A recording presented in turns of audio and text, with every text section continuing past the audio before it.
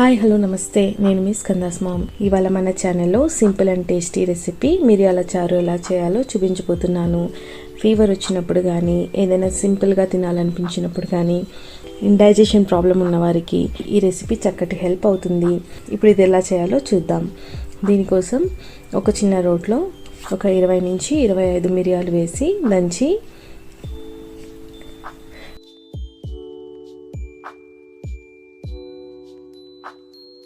2 table స్పూన్ల ధనియాలు వేసి కాస్త కచ్చాబచ్చాగా నూరి 8 వెల్లుల్లి రెబ్బలు వేసి దంచి పావు టీ స్పూన్ పసుపు అన్నీ ఒకదాని తర్వాత ఒకటి వేసి కచ్చాబచ్చాగా దంచి తీసి పక్కన పెట్టుకుందాం. ఖచ్చితంగా రోట్లోనే దంచడానికి ట్రై చేయండి. మిక్సీలో కన్నా రోట్లో దంచితేనే చక్కటి ఫ్లేవర్ వస్తుంది.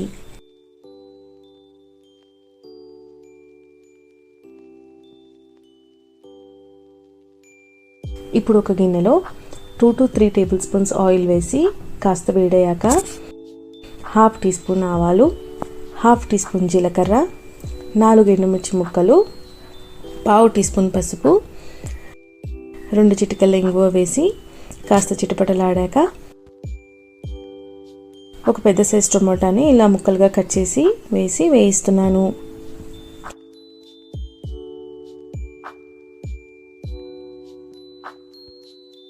ఇప్పుడు 2 రెమ్మల కరివేపాకు,